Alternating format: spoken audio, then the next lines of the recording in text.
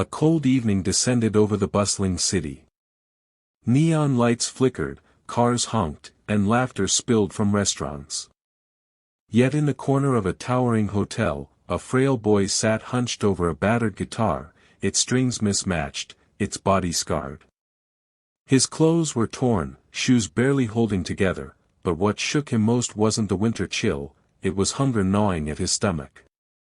People walked past without a glance, dismissing him as just another shadow in the crowd. But then, he began to sing. The first note of Hotel California floated into the air, fragile yet pure, like a whisper from heaven.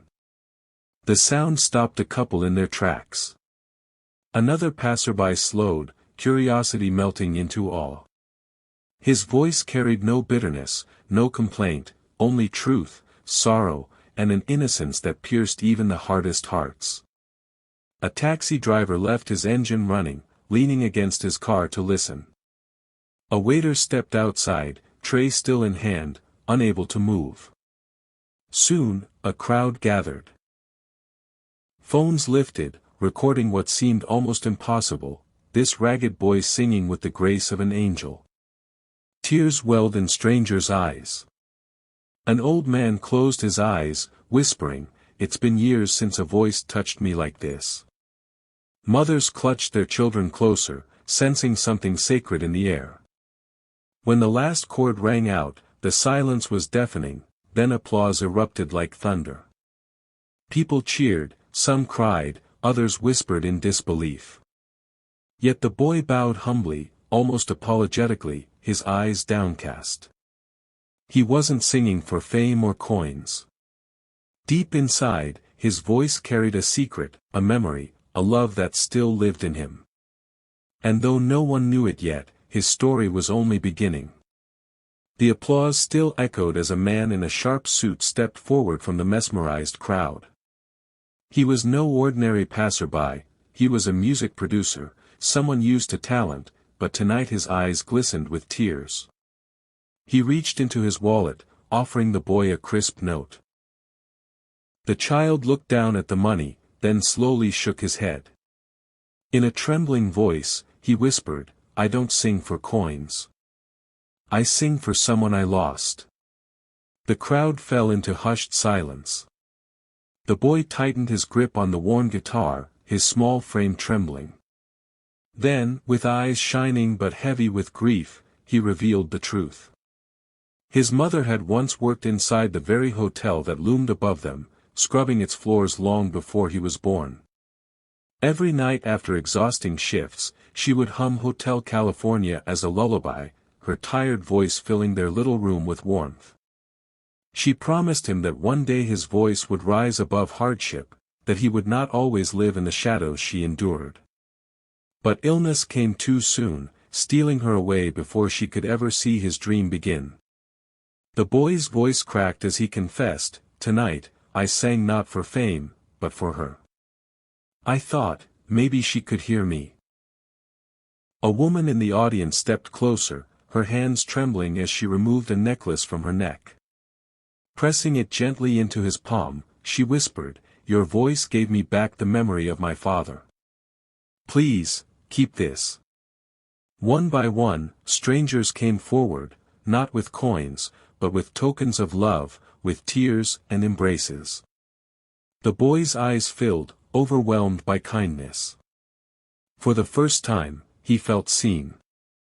Yet deep inside, a quiet doubt remained, could kindness heal the hollow space his mother left behind? The hotel manager, who had been watching quietly from the edge of the crowd, stepped forward with hesitation. His eyes softened as he looked at the boy, then he made a decision that surprised everyone. He invited the child inside, to sing at the charity gala taking place that very night. The boy's eyes widened in disbelief.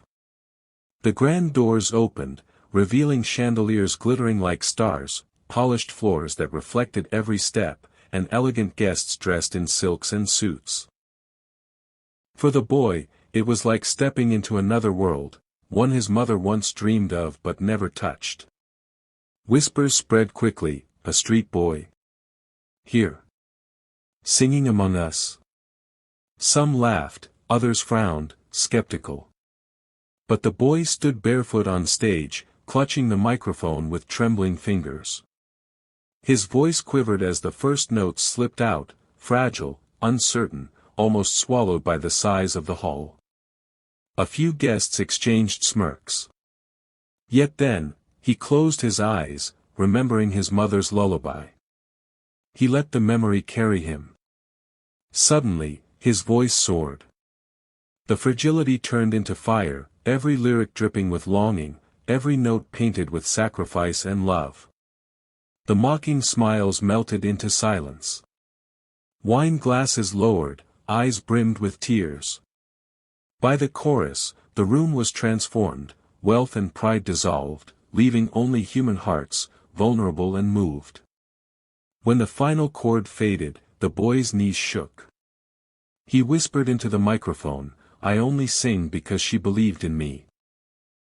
I wish she could see this." And then, a frail voice called from the back of the room. A retired maid, hunched with age, pressed her hand to her lips. Tears streamed as she cried out, "Child, I knew your mother. She always said you'd sing for the world one day." The room froze as the frail woman made her way through the glittering crowd. Guests parted, their jeweled gowns and polished shoes creating a path for someone whose clothes were simple, worn with years of labor. She reached the stage and took the boy into her trembling arms. Her voice cracked as she whispered, "Your mother never stopped speaking of you. Every floor she scrubbed, every mop she pushed, she said it was for your tomorrow. She dreamed of this moment, child. She believed your voice would rise above the walls that held her down." The boy's small frame collapsed against her, tears soaking her shoulder. The audience watched in reverent silence, not as strangers in wealth and class, but as witnesses to a sacred reunion of legacy and love. The hotel's crystal chandeliers shimmered like stars, yet all eyes were fixed on the boy who carried his mother's dream. The music producer stepped forward, his voice breaking as he took the microphone. "This boy doesn't need pity. He needs a stage. Tonight, we honor his mother's sacrifice by giving him the chance she longed for." Thunderous applause erupted. Guests pledged scholarships, instruments, and opportunities. A wealthy couple promised to fund his education. A singer offered to mentor him. Yet it wasn't the riches that shook him, it was the kindness, the recognition, the sense that he was no longer invisible. The boy held up the necklace gifted earlier, his voice quivering as he said, "I'm not singing alone anymore." The retired maid smiled through tears, repeating the words his mother once whispered. "Your voice will never be homeless, child. It will live in every heart you touch." The boy looked upward, whispering silently, "Mama, I finally made it inside." Months passed, and the boy who once sang barefoot on the cold streets now stood beneath dazzling stage lights, dressed in clothes gifted with love, not luxury. The world had discovered him, not just as a singer, but as a living story of hope. Yet his heart remained humble. Before every performance, he carefully placed the old necklace, the one given by the woman in the crowd, on the microphone stand. With eyes closed, he whispered the same words, "For you, Mama." It was his ritual, his prayer, his promise. The retired maid, now his guardian, never missed a single show. She sat in the front row, smiling through tears, her heart swelling with pride each time his angelic voice filled the hall. The music producer guided him, reminding him often, "Never forget the street corner where you began. That was your first stage, your true audience." And the boy never did. One night, during a special concert, he began Hotel California once more. The hall darkened, thousands of tiny candles flickered, and the crowd swayed as if carried by the music. Midway, something extraordinary happened. The speakers faltered, cutting out suddenly, but his voice soared on, unamplified, echoing clear and powerful across the hall. Gasps filled the air, for many swore they heard a second voice blending with his, gentle, feminine, familiar. A mother's voice. The boy's eyes glistened, yet he kept singing, whispering through the melody, "Thank you, Mama." By the final chord, silence blanketed the room.